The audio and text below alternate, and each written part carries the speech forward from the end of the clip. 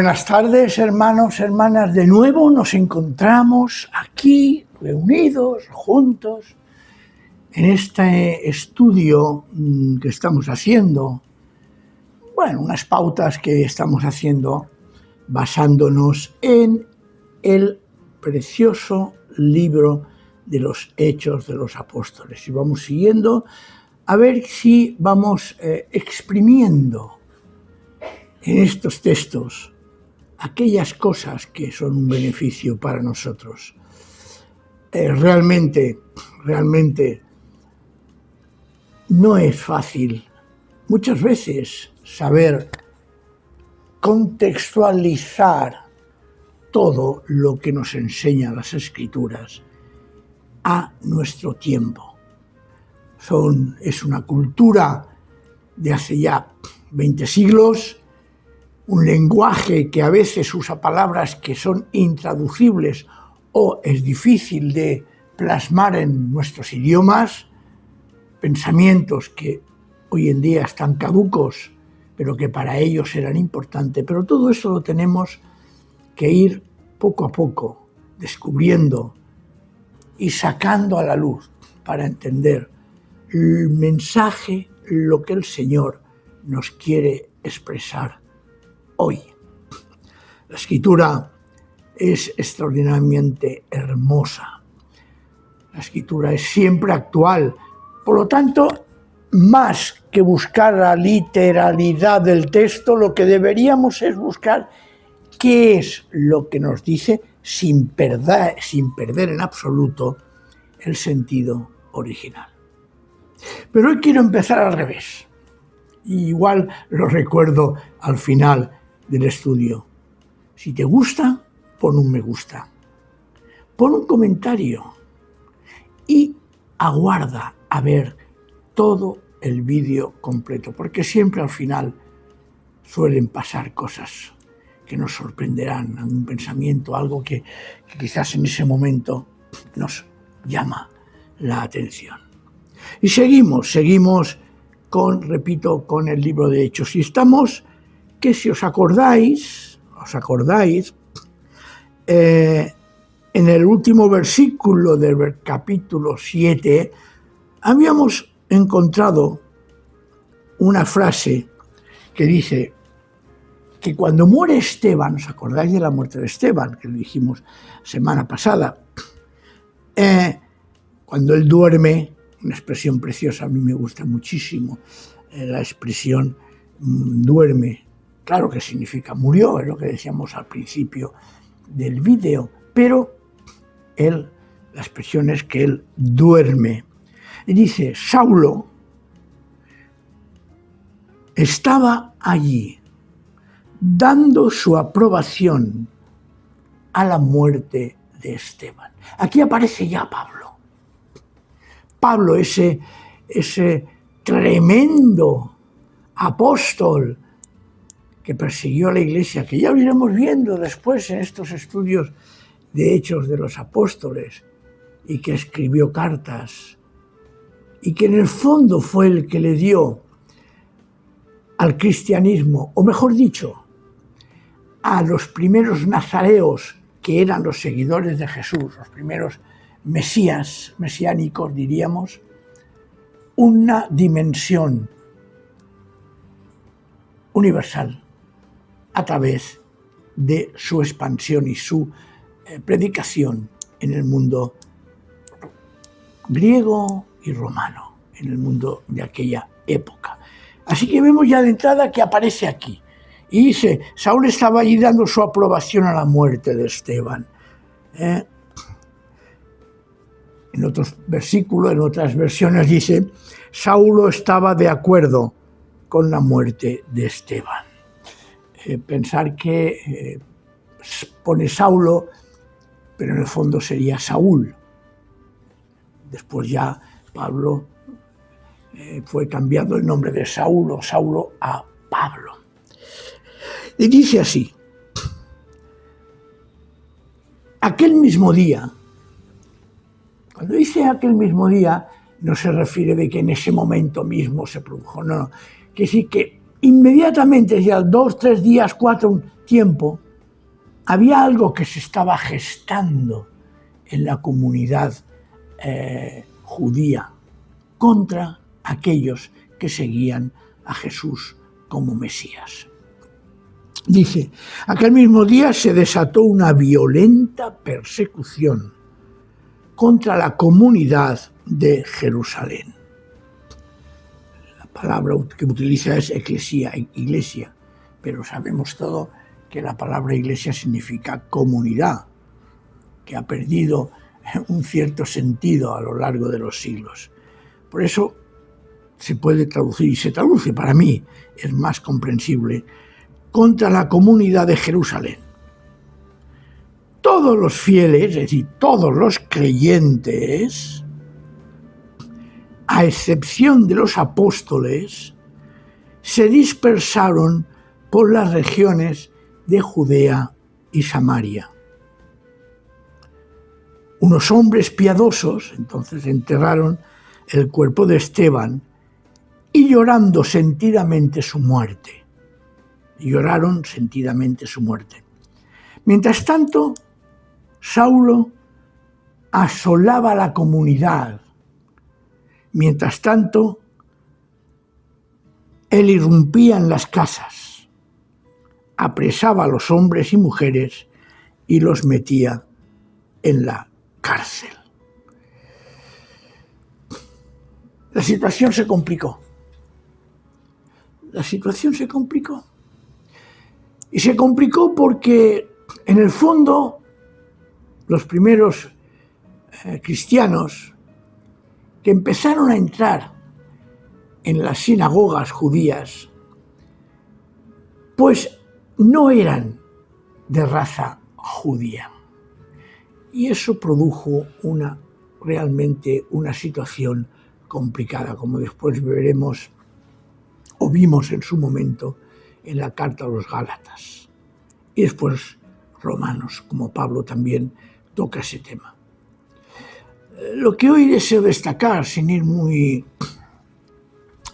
mucho más de lo que pide el texto, es que a veces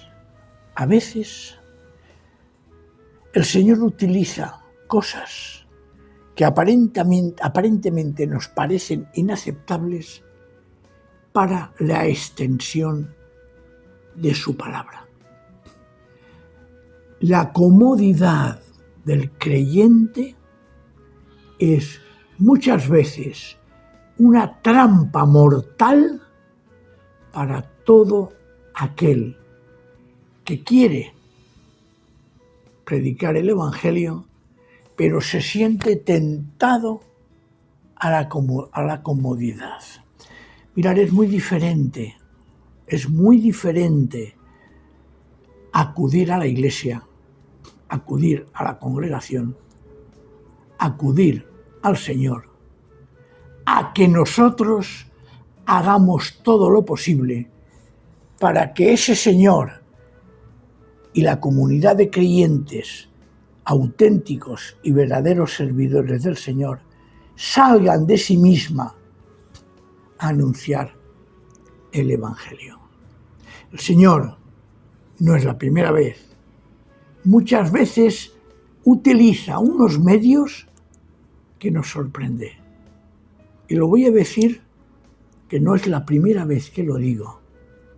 Y entendedme, es algo del que no deseo, pero a veces es necesaria la persecución para que el reino de Dios se expanda.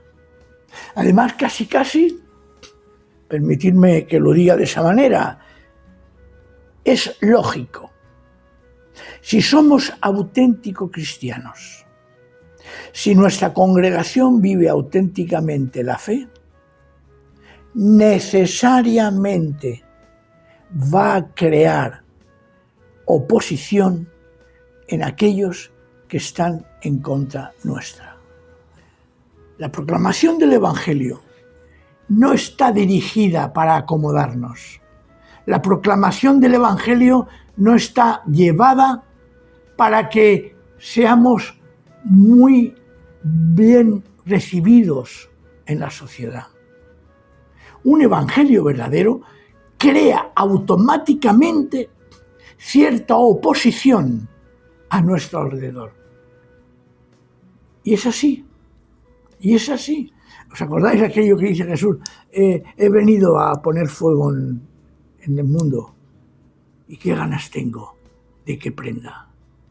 Nuestra presencia, donde sea, en el trabajo, con los vecinos, en la familia, si practicamos y decimos y hablamos y vivimos el Evangelio, necesariamente va a crear oposición. Y la oposición es prueba de que realmente estamos en los caminos del Señor. Me diréis, pero pastor, ¿qué está usted diciendo? Sí. O estamos con el Señor o estamos en contra del Señor. Quien conmigo no recoge, desparrama. Por lo tanto, todas aquellas personas que nos conocen, que tratan con nosotros, deberían de tener hacia nosotros un sentimiento de decir, estas personas no son como nosotros. Y teniendo ese pensamiento, también puede suceder que digan, bueno, vale, seguimos nuestra amistad, no pasa nada, o se puede producir lo contrario, no queremos saber nada de ellos. Pero repito, el anuncio del Evangelio no puede dejar indiferentes a todas las personas que nos rodean, porque si deja indiferente a quien nos rodea, lo veamos o no sus actitudes internas, es que algo puede estar fallando en nuestra vida y en nuestra fe. Y por eso, porque es así, porque Esteban en su momento habló claro y limpio, sin tapujos, como decimos aquí, sin cortapisas, originó lo que originó. Y sucedió que lo mataron. Y eso Saulo lo vio. Eso Saulo lo estaba viviendo. Y eso Saulo lo vivió de una manera que se puso en oposición al mundo de los creyentes en el Señor Jesús. Y así que sucede eso. Hay una persecución. Pero fijaos un detalle, a mí me llama mucho la atención. Esa especie de excepción de los apóstoles. ¿Por qué los apóstoles se pudieron quedar en Jerusalén? Pues porque eran judíos. Porque eran judíos. Sin embargo, los demás fueron dispersados a las regiones de Judea y Samaria. Mayoritariamente, los que fueron expulsados eran aquellos que no eran de origen judío. Curioso el detalle. Detalle que tampoco hay que ponerlo en un lugar preferente, pero es sintomático. Es sintomático, porque a partir de ese momento, precisamente, empieza a anunciarse el Evangelio, primero en Samaria, con Felipe, y después aparece la extensión del Evangelio más adelante. Fue necesaria la persecución para que el Evangelio rompiera la estructura que tenía en el mundo judío. Si te ha gustado o piensas que es interesante esta reflexión, no lo dudes. Aprieta el botón o eso que dicen like. y pon un me gusta. Y ya sabes, estamos a tu disposición. Formamos una comunidad, la Iglesia Evangélica Baptista Turó de la Peira, en la calle Montmajor, 1517 de Barcelona. Aquí estamos. Que el Señor nos bendiga y nos guarde. Amén.